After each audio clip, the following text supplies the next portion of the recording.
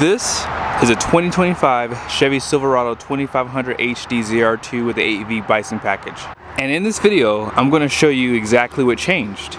I borrowed this truck from Seiner Chevrolet here in Salt Lake City.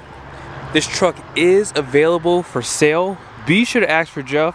Let's go ahead and check out the window sticker so you guys can see some of the options and features on this build. At the very top is a description and the colors, and be sure to pause this for the standard equipment.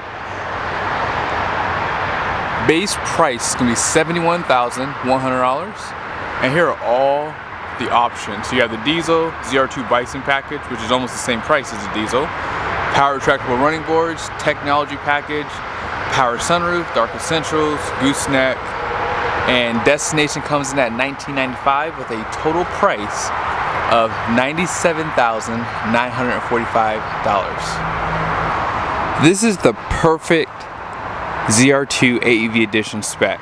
Slate gray, and I love the blackout on this truck. Now, what has changed for 2025?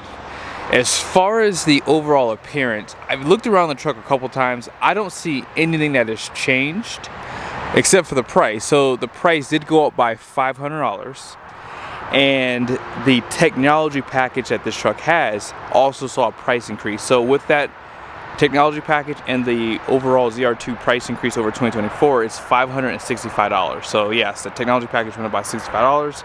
There's really no rhyme or reason why it did, because I don't see that it added anything. But one thing I like about this over the AT4X, number one, the front end I think is so sick. Like, I think it has a great design to it. But slate gray, which is basically the same as Thunderstorm, this does not have a price increase, but on the GMC they charge $495 for that paint. So yes, I think the Chevy is just the way to go. The only negative thing is they don't have the massage seats. That's it. Apart from that, this truck is just perfect. So when you get the AEV edition, you get these really cool bumpers. I'm still looking for a set on my truck, but yes, I think these really do complete the look of this, especially with the 35-inch tires. But you still get your front parking sensors. You have these cast recovery hooks here, and great design. This truck does have the black essentials, so you have most of your badging blacked out, with the exception of this. Now on the new Trail Boss, if you didn't watch my last videos, they do black these out on the Trail Boss, but these badges do not come a part of the black essentials, which is kind of silly. But you know, they can do what they want to do, right? Have some cameras there. But yeah, this front bumper is my favorite. I'm definitely going to probably get one if I decide to keep my truck long term.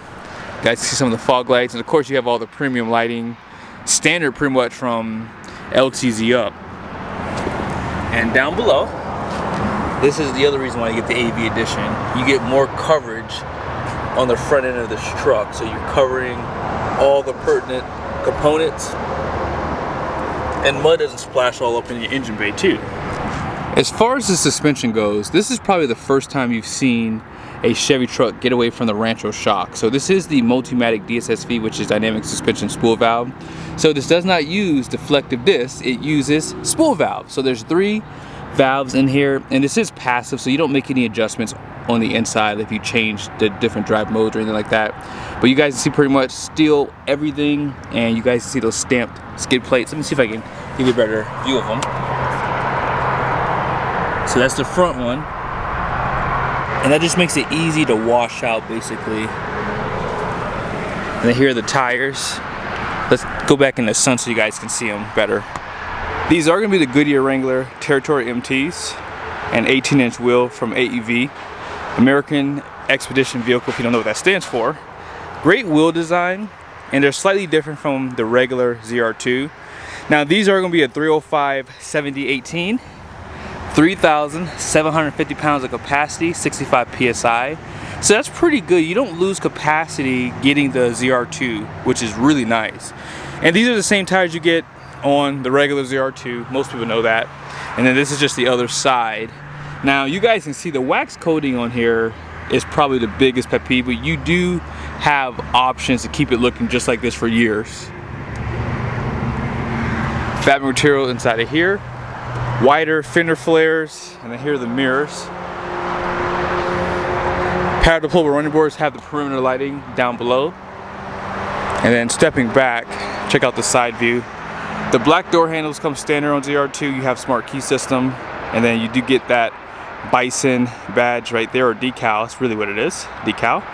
And on the side of this truck, look how much taller it sits because of that front bumper. I like the way it looks. It gives it a nice stance, especially when you're going down the road. It just looks so nice. That's why it does make more sense to buy this truck from the factory. And right now you still can't get these bumpers. I'm still waiting on pricing to see if they'll allow people to add them after the fact, but not yet. 6-foot 10-inch bed, you have your steps, 36-gallon fuel tank, 7-gallon DEF.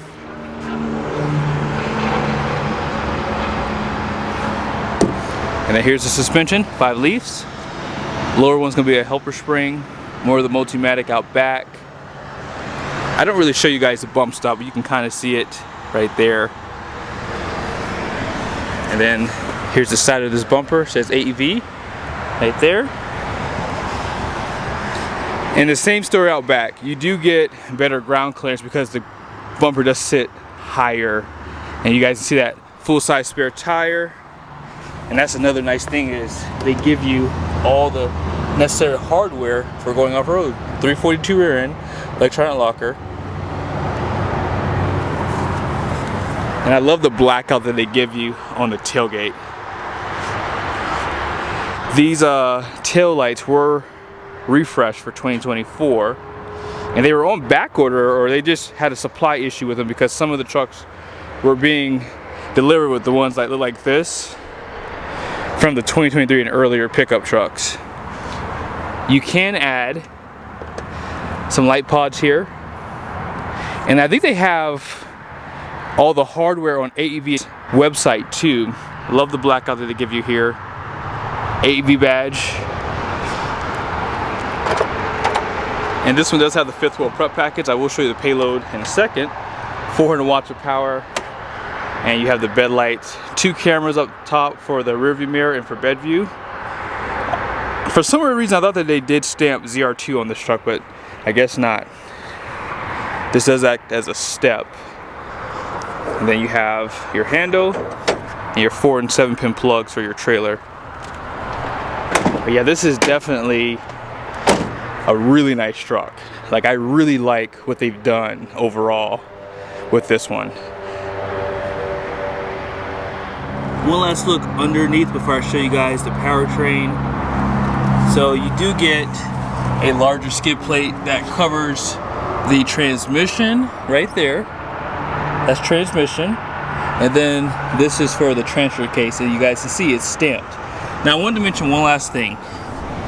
If you are looking to get one of these trucks, last year when these were released, they did not have any mounting brackets for the winch. They do now have it, and if you go onto Chevy's accessory website, you can actually get the come up winch. I think it's rated for 11,500 or 12,500 pounds. But yeah, it's definitely something I think Chevy should offer, at least as an option on these trucks. I mean, this would be a $100,000 truck, but it would be nice just to have it already installed for you before you pick up your truck. As far as the powertrains go, it does come standard with the gas engine, but the diesel is probably going to be the most popular one because of the torque. So 470 horsepower, and it's going to have 975 pound-feet of torque. All the power goes through a 10-speed transmission. I've been looking for a blown Duramax. Can't find one. I've been doing some videos at other dealerships for Ford and Ram, and I've been going to Chevy and GMC stores, right? Cannot find a Duramax that's been put out of service, but yeah, I think this is one of the best diesels on the market. Great power delivery, and the 342 with the 10-speed, you don't really feel like you need any more power. I mean, this truck will pull hard, and if you're off-road, I think the gas engine would be better if you're going at low speeds for long periods of time. But let's go ahead and check out the interior. As far as the interior goes, this is the black and gray stone, and they give you this lime green stitching here, and they give you a little bit of like a fabric piping.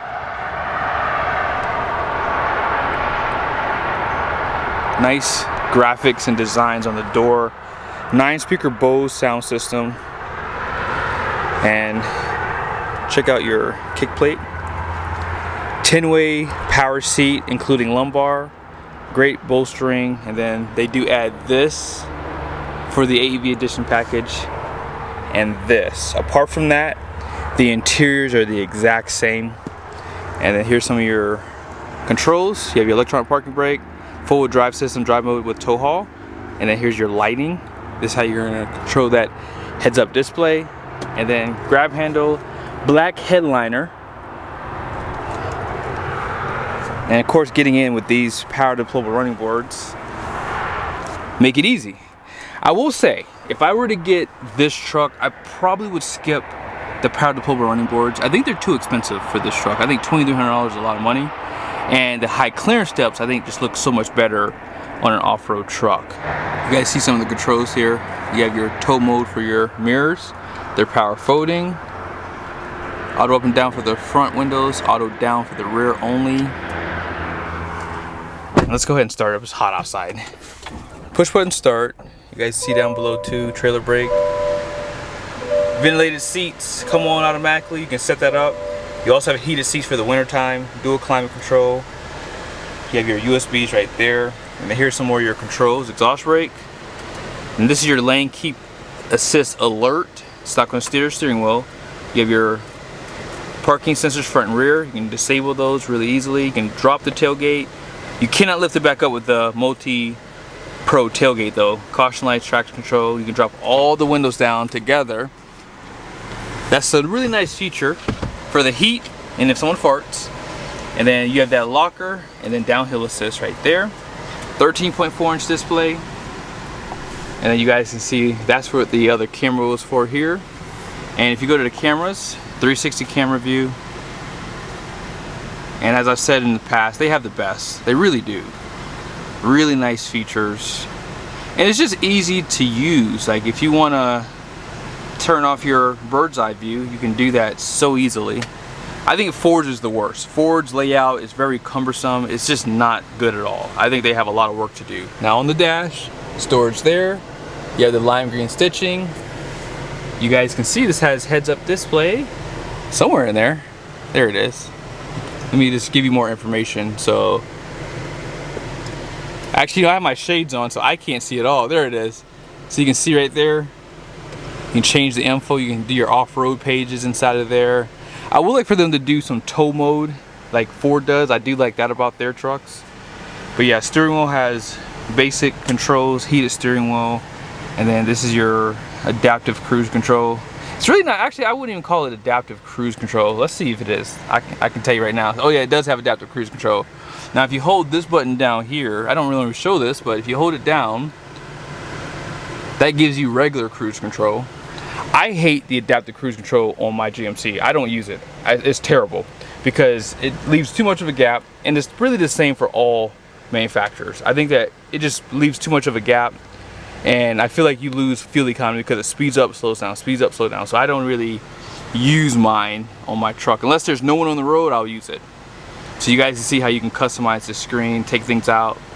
You can swipe to the next page here. Climate control is right here.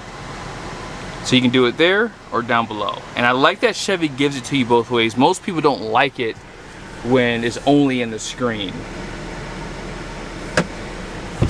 Here's some great storage, cup holders. And this is the center console. So you have that gray stone with the black wireless charger, 120 volt plug, 2 more USBs. And this comes out. More cup holders out back. Yeah, this is definitely one of the best trucks on the market. I think that most people will find this to be perfect for what they need it for. On the passenger side, great design. All this is soft touch too, by the way. Even up here, soft touch. And if you want to use a truck bed camper, 1,910 pounds of capacity. 10-way seat on this side as well. I'm gonna be a little picky, okay? Because of how expensive this Bison package is, right? They should have went on ahead and did that stitching in the rear too, but it is what it is. Seat back pockets on both sides, outboard heated seats, 2 more USBs, and then of course they've been doing this for a while now. We saw this back in 2018 when they redesigned the truck, and then there is a little bit of storage on this side, and then just a little bit more on the opposite. Lastly, let's go and check out the payload. The gross axle rating up front is going to be 5,600 pounds. The rear is 6,600 pounds. And then the gross fuel weight rating is going to be 11,350. I wonder with this truck, can you get the camper package? I'm not sure if you can.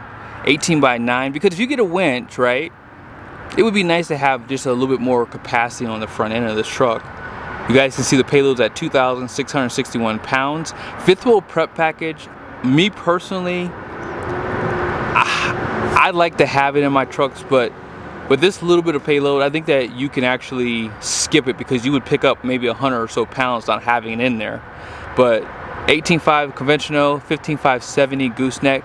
Gooseneck does go down with the AEV edition package, so just keep that in mind. So 27.5 is the gross combined weight rating, and then 11,350, as you guys saw, that gross fuel weight rating. Tire pressure is 55 all the way around.